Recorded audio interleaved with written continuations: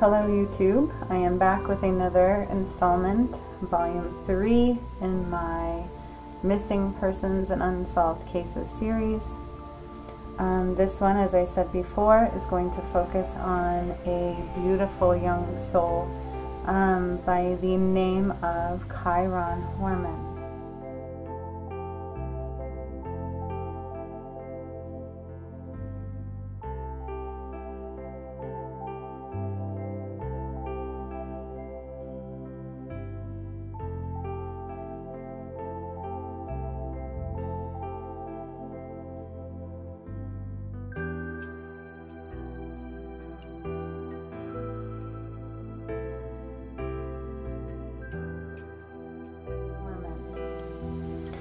Kyron Horman. Now, okay, before I start, let me do a little explanation, just especially for those of you who are new.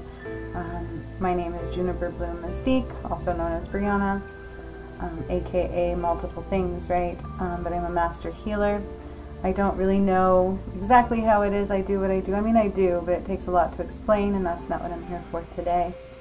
I just tune in and receive what I receive, and I ask what they want everybody else to know. And these are for purposes of shining light where it needs to be, to ascend the world and to clear what needs to be cleared and bring healing to what needs to be healed, and so on and so forth, because that's what I do. And that's who I am, and I've been helping this ascension journey all along the way. So I'm honored to be able to do these, but take them for what they're worth. Neither do I guarantee what I say. I don't know what it is that I say. I just give you what they, I'm a channel, I'm a healer, I'm a master healer. I let it roll and I tell you exactly what they want you to know. And I do it without hesitation, so just keep that in mind. If you don't like it, if you don't agree with it, that's okay, just move on. Otherwise, maybe just be open that maybe there's something to these, right? Because I've been shown that there is in the past many times over in what I do, so I believe in me. And the rest is up to you. But again, I'm honored to do them, okay? So that's a little tidbit in who I am and what I'm doing here with these. My hope is that they bring healing to those that need healing. Now with that, the way I tune in is I'm not an astrologer. I'm so far from an astrologer, it's not even funny, you guys. And I'm sorry about my camera if it sounds any weird or does anything different. It's been messing up. I'm definitely connected to some higher realms, let's just put it that way. And so I receive, just straight up receiving. I just ask and I shall receive, and that's how I roll. And these are, you know, what do you want everybody to know? What happened to you? I do ask how they passed, and so I do ask that tidbit. But the rest, generally speaking, is just what they want you to know. Okay, so back to Kyron Horman. This little boy is so cute, and he's been all over the media, I believe, at the time of his disappearance. I remember hearing some things about it back in 2010. So he was a little, hang on, so how I do these is I just ask and I receive, and like I've said before, I kind of just write them down all over the place. I did it once a while back, and then I had some things happen to me, as some of you know, that watch this channel frequently, and then I did it again, and then I also called on him, and so I kind of do these 3 ways now, you know, and he is very much so with me. He appears to be 21, although I guess in reality he would be more like 18, but he looks like he's 21, that's how he's presenting himself. Excuse me, on the other side. So he is growing, he is healing, he is ready to ascend, right? He's ready to be done with this and move on. But his focus, though, is what he wants me to say first and foremost, is of his mother. And so before I even get to talk about him, he is like adamant that I bring her up already. Desiree Young, he loves his mommy. He was a mommy's boy, and that's what he wants to be considered. I know he's not, he's an adult now, he would be basically, but he is definitely very much so and always was a mommy's boy. So I want to do him justice and just bring that up right away. But going back to who he was, Kyron Horman was born in, I believe, born in Oregon, but he was 7 years old, from Portland, Oregon, or at least was in Portland, Oregon when he went missing from school, according to his stepmother. He was a 2nd grader. He went missing on June 4th, 2010. Forgive me because I'm reading it. So again, he was 7 years old when he went missing from Portland, Oregon, supposedly or allegedly from his school, according to his stepmother, Terry Horman, who was his stepmother, which is interesting because I'll tell you where they said he was.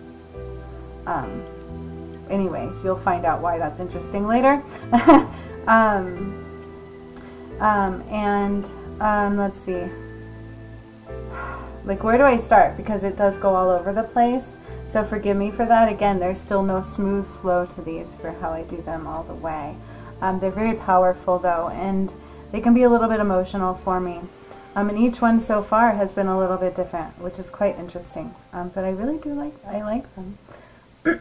So we're rolling with them as hard as it is for me to do.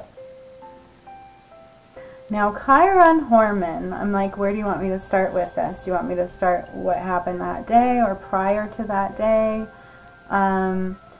Prior to that day he went missing. First of all, let me start about who he was. Kyron Horman shows me who he is, okay? I get a little bit insight into who they are, who their feelings are. I always feel that. What their ambitions are, what their hopes were. And he wanted to be a hero.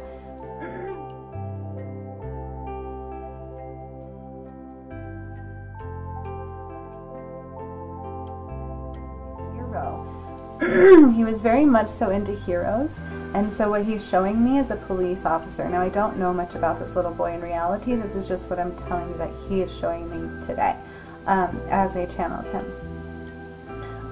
So he is telling me he either wanted to be a police officer, which he may have been for Halloween once. Don't quote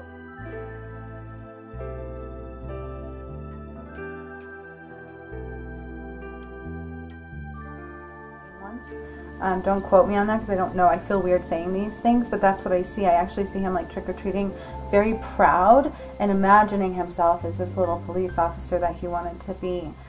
Or if that didn't pan out and for some reason like he failed to school, this is his little mind, a firefighter. And when he says firefighter, I feel like there's a speech impediment. Like firefighter.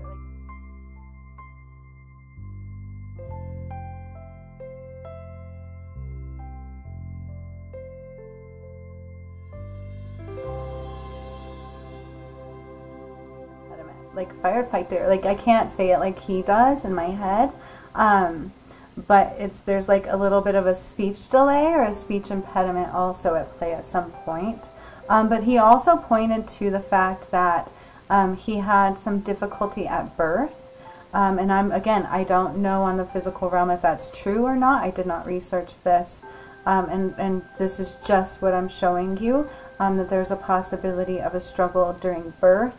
And I feel like he dealt with those issues throughout his childhood. But that's on top of the fact that he wasn't exactly treated right. Okay, and we'll get into that as well. But there, so see, mama's boy, trauma at birth. Okay, and this is who he was, though. He was very much so into heroes.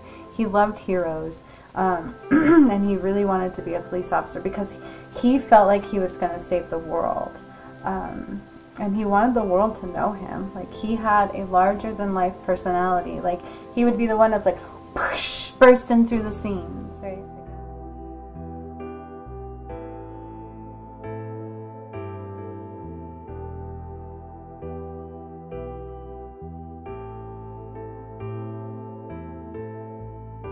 Through the scenes, right? Like, I'm gonna do this. And his favorite things were turtles, Teenage Mutant Ninja Turtles. He loved those as well. Just Teenage Mutant Ninja Turtles, turtles in a half shell, turtle power, right? And his dad was Kane Horman, and his mother was Desiree Young. Now, he very much so loved his mother, but I feel like he was in like a longing for his mother's stage. Like, he didn't get to see her very often. Forgive me because I'm a little thirsty as I do these.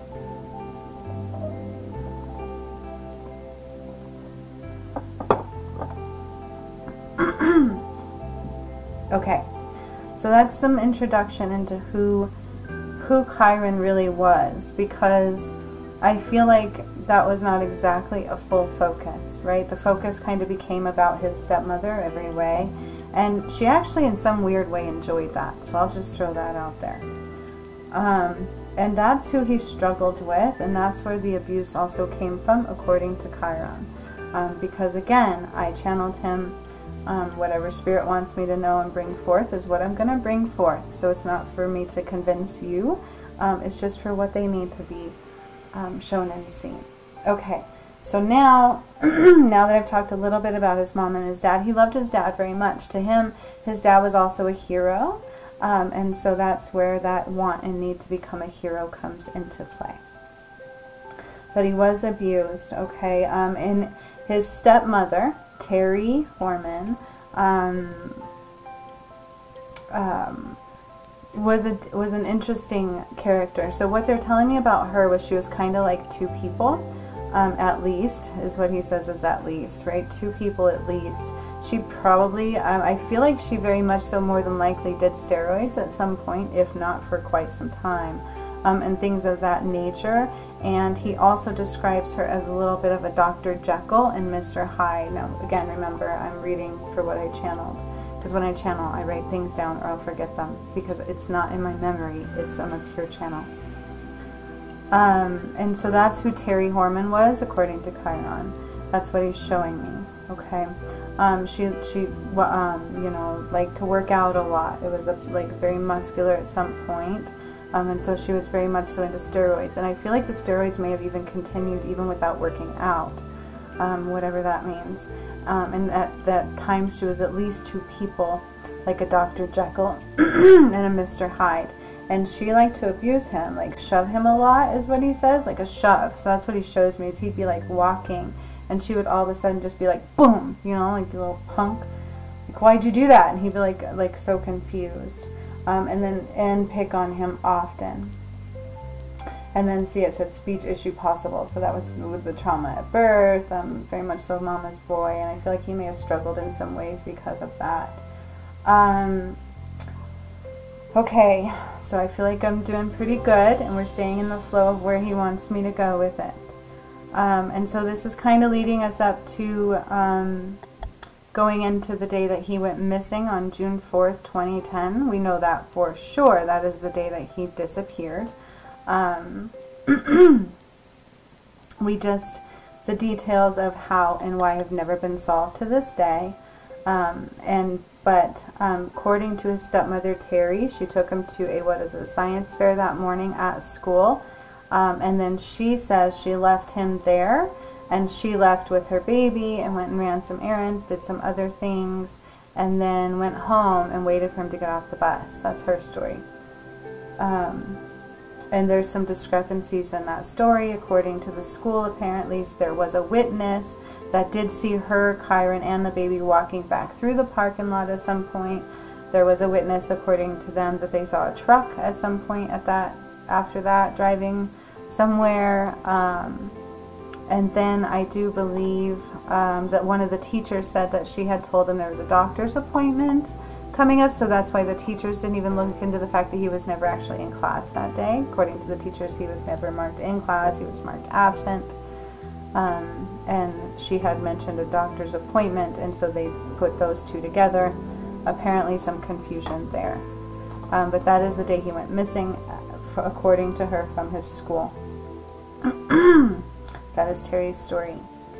And there, again, some discrepancies. And I just gave you those. Feel free to look these up elsewhere, please do. My job isn't to give you those details. My job is to give you the other side, the ones that were never shown. Okay, and so leading up to that day, leading up to June 4th, for why this occurred and who did this and why, according to what I'm seeing today, that he does give you everything, okay? And again, my job is not for you to believe me or to say these are absolutely true. I don't know. I'm giving you what I'm seeing. Lord help us all, right? I'm vulnerable in doing these. So bear with me on those. But I can only do it justice if I give you what I get. And again, I'm giving you these and whatever else he's throwing in my ear at the time. Okay? All right. She was quite abusive. She was just kind of like, almost like she would have like bouts of bursts of anger. And that's the best way. It would just be all of a sudden like, like all of a sudden she would just, and it would most likely be at him. And because he was an easy target for her, and especially because she had a lot of time with him. And she wouldn't hurt her own baby. It was always because there was a detachment to this little boy because it was not hers. It was a stepmother. And she had some resentment toward this little boy as well. I feel like because the dad cared about him, she always felt like she was second best. And she doesn't like that. She doesn't like that. It's like if she doesn't come first, forget it.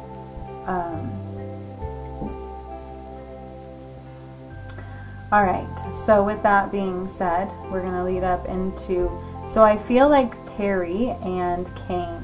Terry and Kane. Kane is the dad. I do feel like there were times where he was not around, for whatever that's worth. But I feel like Kane and Terry were not doing so well. And I feel like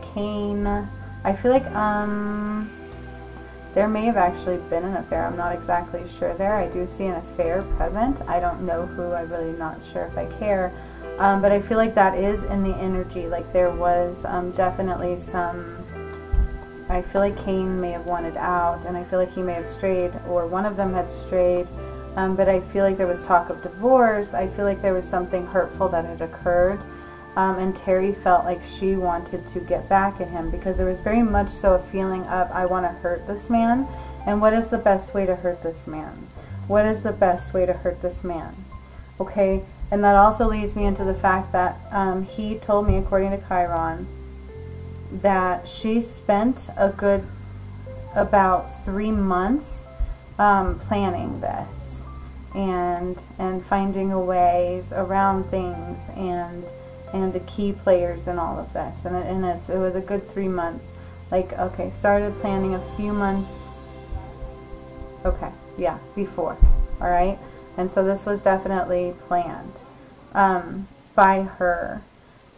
So keep that in mind as we go into what exactly happened. But it was a way to really cause pain and confusion and manipulation. I don't know if she exactly wanted a divorce. I'll say that right now. I'm not exactly sure that she did necessarily. I feel like there was some hope that he might lean into her a little bit. Oh, sorry, I forgot about that. Here, I'm doing a video for this, and I was not exactly 100% prepared, so forgive me. But I feel like she kind of figured that the dad would lean into her a little bit, and not so much that it would have gone the whole way that it did. I don't think that was necessarily her hope, but that's nonetheless, they didn't end up together, and for obvious reasons, because I do believe she did become #1 suspect pretty quickly. And so that's leading all into that. Now, come June 4th, this is what they're showing me happened, okay? Kyron, such a sweet little boy, had no idea this day was going to be any different. I feel like he was very excited this day, and this is what he was showing me. It was a science fair, and he was very excited. And he felt like he was using his little, like, this, like, you know, this is your little TMNT guy, like Teenage Mutant Ninja Turtle. He was a problem solver and a half. He loved that kind of a thing. He was very much so excited. You'll have to forgive any background noises if you hear them. I live in a very noisy, children-filled environment that I cannot control.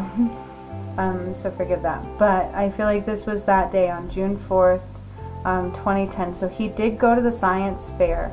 I feel like at the science fair, I feel like he noticed something was off. So I'm seeing this from Kyron's eyes. This is usually, generally speaking, how I will see it. When I tune into people who are missing or gone, or the mediumship side of me, like it's almost like I encompass them. I can see them, I can feel them, I can hear them, I can taste what they taste pretty much. Okay, and so that just gives you a little insight into how I receive these things. But he is showing me at the science fair, and I feel like he was very proud, but he knew something was off. Like he was not getting the recognition that he thought he would be getting. The stepmother was very much so like doing the two people. So I feel like on one hand she was being very cold and mean to him and not recognizing him and rushing him, like let's do this, like rushing him. And then in front of others, if anybody was looking or she thought anybody was looking, she was totally different. It was very sweet. Oh, good job, honey, da da da da, like trying to pretend to notice what he was doing or even care for that matter. And this is what he is showing me. And he felt like he was there for maybe only 5 minutes at this science fair. And I do remember her saying to somebody that they had to go. There was an appointment. So I do feel like that is being validated here. And then I feel like her arm went around his arm, like his shoulder, because that's what I'm feeling. And that's what I feel like he's showing me. It's like she just all of a sudden put her arm around his shoulder, but like a heavy weight, right? Like you're coming with me. Do not argue with me. Almost like gestural, like do not argue this movement. And then tells everybody we gotta go, and then quickly ushers him out of the building. And she did it in a moment where she thought everybody was super busy, and so that nobody would be paying attention, right in like the middle to the end of the science fair. So he was very much so rushed out of it. I don't feel like he even really got to like complete it, whatever that means. This poor little boy, he's super, super, super cute. I will be showing you pictures throughout. Just a super cute little boy, very fantastic. Like he loved that word. He very much so loved words. He felt like he struggled, and so everything was like amazing to him. But he was also very sad. Like he didn't understand a lot of things and why they were happening to him. Okay, and so she, you know, it was that gestural arm grab and come on, you're coming with me. And she did. She ushered him through. What I'm seeing was, and he's like going like, why are we leaving like this? Like this was in his head. Like something didn't feel right, but he's just a little boy. And this is his stepmom. He's not to think anything different really. And so he did. He went with her and they went through the school hallway. That's what I see, is like the school hallway, and she's like looking. And he wasn't sure if she was looking for somebody or avoiding. Like he doesn't understand. And that's what he's showing me. And then they went through the parking lot and they got into a white truck. I do see a white truck, and that was actually written down too on both my things. White truck, okay. And then they drove up some mountainside, all right, and there was somebody that saw that, I do believe, but they did drive up the mountainside. I don't think there was anybody else in the truck at that time. But it was her, Kyron, okay, and the baby. And that's who was in the white truck going up the mountainside at that point. Now I feel like what they're showing me is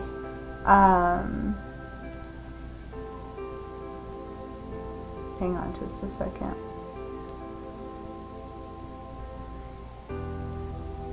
So I feel like what she did was kind of spoil him a little bit, almost maybe out of guilt.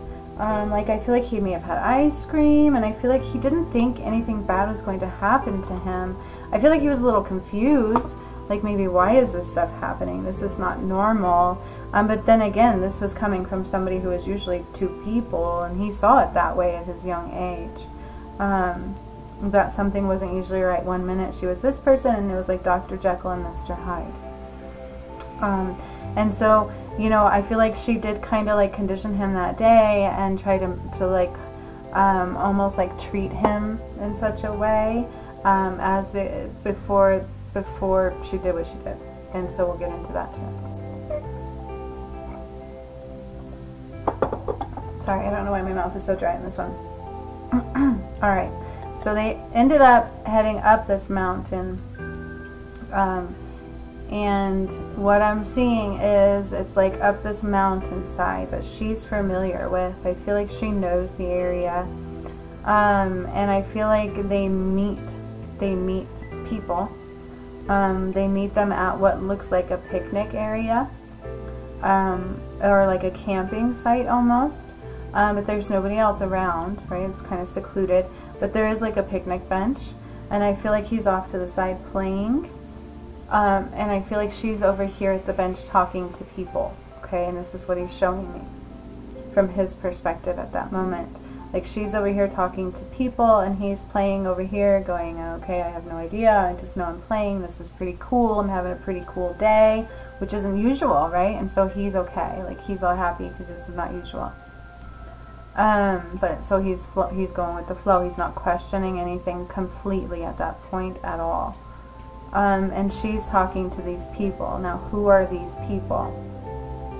So I channeled this more than once, and once I get a same response more than one time, for me that's more like, okay, I feel better sharing this. So take that for what it's worth. I have channeled this more than once, and I got the same thing more than one time. So I feel confident in sharing with you this information that I'm about to share with you, and neither way am I trying to incriminate anybody or saying that you have to believe this or this is exact. Take it for what it's worth. It's just what I get, and so it's what I'm going to give. I'm not doing last names. I am not given last names. I am given first names only. However, Terry Horman, the stepmother, knew somebody. I feel like it stems from this one person named Stephanie. The Stephanie person knew somebody named Rick. Okay, Stephanie and Rick are the two people that she met at this picnic table up in this mountain. I feel like when she took him from school, I feel like they made other stops first, whatever that means, maybe, possibly, and then they met these people. It was almost like they didn't go straight there. And it was also like not her plan. So I feel like she was following the directions of other people. And so take that for what it's worth, either possibly this Rick person. But so Stephanie and Rick are the two people that she meets with Kyron. And she did have the baby with her, I do believe. Possible, at least part of it. But Stephanie and Rick, okay? Now, Rick is like a biker guy. There's almost like a gang connection of a sort, but I feel like more like a biker gang type of thing. But even almost like mafioso type of a thing. Like, it's interesting, the energy that I'm getting from that, so take that for what it's worth. But I also feel like he wanted to be like the head honcho, but he was more like the mule. More like mule stage, but he had an ego, and he was really working towards head honcho. And he would probably tell people he was head honcho, even if he was not a head honcho. Alright, and so that was the Rick dude. But Stephanie and Rick are the two key players, as well as Terry Horman. Again, no last names on Stephanie and Rick. That's what they give me, so that's what I give you. Stephanie knew Terry. Terry knew Stephanie. Stephanie knew Rick. And that is your tie. And so they spent a good little while having a conversation, I feel like, before they actually took off and did what I call the exchange, or what you would call the kidnapping, technically speaking. So Terry did not do anything herself physically, other than she basically sold her stepson into a trafficking circle, I guess you could call it. He kind of basically became like a mule for these gang members. And that's kind of how I see it. Is that 1000% accurate? I don't know. I'm just giving you what I see. I see biker, a mule, kind of wanted to be the head honcho. I do see like mafioso type stuff, connection, like maybe even like a little bit of like a, forgive me, like a Mexican individual, right? Mexican American, whatever you want to call him. No harm intended with how I speak or how I come off. I am totally in love with everybody. I don't care about race at all. So please don't take anything that way when I do talk about these things. Seriously, that's who I am. I love everybody. I don't see in color, and so it bothers me. But I still don't want to offend anybody. But I see like Mexican, or like mafioso type connection in there as well. But even like a biker gang. But so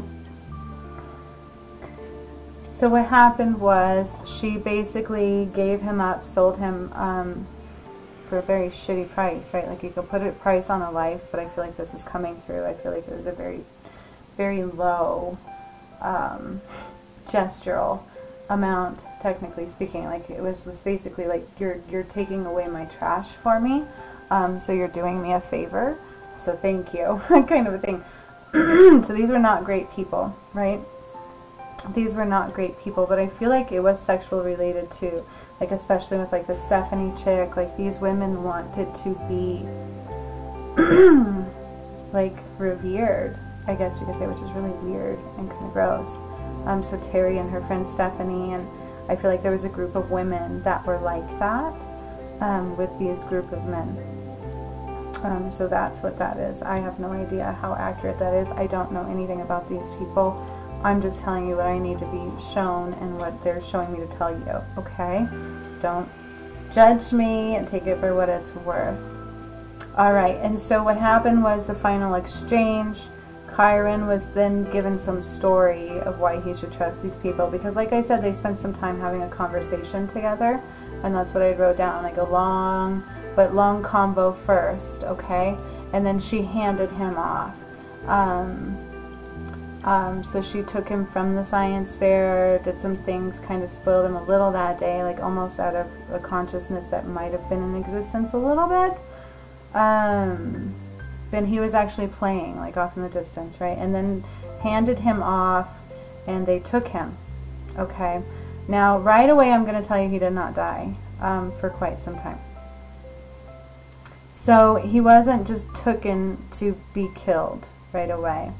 What I've seen a couple times over, what he is showing me as I brought him forth today and called his energy forward, is that he didn't die for about 3 years.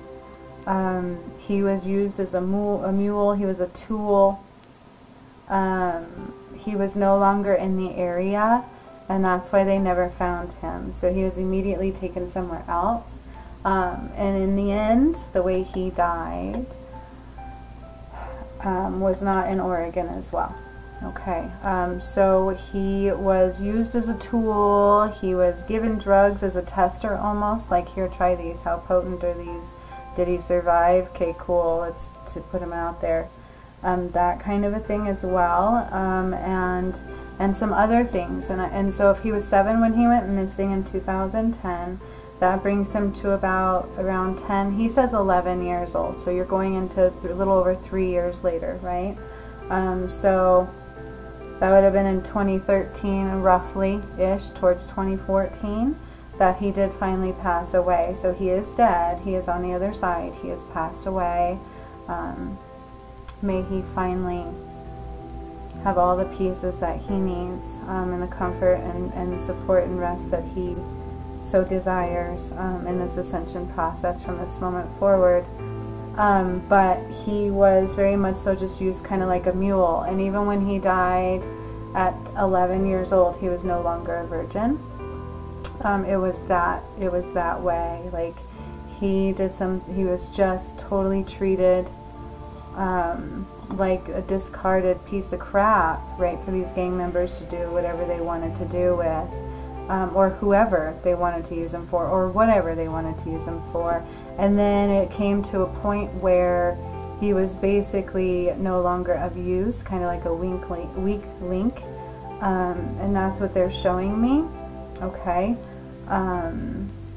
is that he was basically like so I'm just reading and making sure I'm not missing anything. But that he was like the weak link. And so they used him like a gang initiation. And so what I see for his passing, at first all they told me is that he was discarded in Kentucky. So I see it over like a bridge. Like, he was, at one point his hands were tied, and then at another point he was like flung over the bridge, and as he was flung over the bridge, it was almost like he was like everything was out, and he was kind of just like flying. And I know it's horrible, but I'm showing you what I was shown. But what happened to him, because I was like, how did you die? Like, I see where your body went, and it's somewhere in Kentucky over a bridge. Let's see where I wrote. Discarded in Kentucky, bridge, large waterway, leads into big waterway. So it's like a larger waterway leading into a bigger waterway. And that's where he was discarded, somewhere like this secluded like bridge over one waterway that leads into a larger waterway in Kentucky. And at one point his body may have been half out of the water, so I feel like there was a point where he was somewhat out of the water. And that's what I kind of see there as well. But so this gang of people really basically beat him to death. And that's what I see. And when I asked how he died, the final blow was to his chest. And it looks like a black combat boot kicked him so hard, he like went, phew, and it like got his heart. Like it kicked his heart. Like he shows me what happened is immediately his heart stopped. It was like he went, phew. And I'm like, did that take your breath away? And he said, no, it stopped my heart. And that's what he's showing me. It was like, phew. And it like the life just went, phew. And that was that. He did unfortunately suffer prior to that. He was, and this is what I see, he was not treated very well. Nor was he in life for a little bit before that either, unfortunately. And so, you know, did he die right away? No, this is what had happened to him. So he was 11 years old when he did indeed pass, according to him and what I'm receiving. And these are hard. This is vulnerable for me to do, but I have to give you what I see. And again, I channeled this more than one time. This was like weeks ago, weeks and weeks ago, a month ago or more at this point for what I went through. And then this one was today, and again before. And so with that, I felt confident to share with you, and knowing that this is what they want shared. But he had died again around 3 years later. Again, the birth trauma was written down. So I'm just going over and making sure I didn't miss anything. That day he was spoiled. Like right before he says he was spoiled, which is not usual. So he got like ice cream, shoes, and clothes from Terry. And I don't know if that was her way of feeling better. But yeah, like he was beat by the gang. Like an initiation for the gang to actually have something to beat that nobody would catch on to. And he was just considered the weak link, so too much risk, and they were done with him. But that's what happened, and so it's like human trafficked. I do feel like as far as the sexual stuff goes, it is like absolutely molestation, just very much so trauma filled, unfortunately. So that's what I have for you. That's that. 3555, so hopefully that brings about the absolute changes that it needs to bring about for that one. I feel like that's exactly what that meant right when I said that. That's that. It was 3555. So bless your little heart, Kyron. So much love to you. I think you're the coolest little dude I've ever met. Thank you for sharing your space with me and for sharing with us what happened along your journey. And may you have beautiful love and light moving ahead, and that everything can now be all right. With this healing light. Okay. Yeah. To each his own. You know, people will go where they need to go. Things will happen the way they need to happen. So he is saying rest assured of that. And that is exactly what he is saying. It's like things will happen the way they need to happen from this moment forward. You don't need to worry about that. I feel like people will go exactly where they need to go. Okay, so for whatever that's worth, that's what he is saying. But what a beautiful little boy. And I just thank him for sharing his time and his life with us. So much love to all of you who listened. And again, it was Stephanie and Rick. Stephanie and Rick. I don't know why I need to repeat that. But it was Stephanie and Rick. That's the names that they are giving me. And of course, Terry is the one who planned it and set it up. So there you have it. So much love to all of you. And until next time. Bye-bye.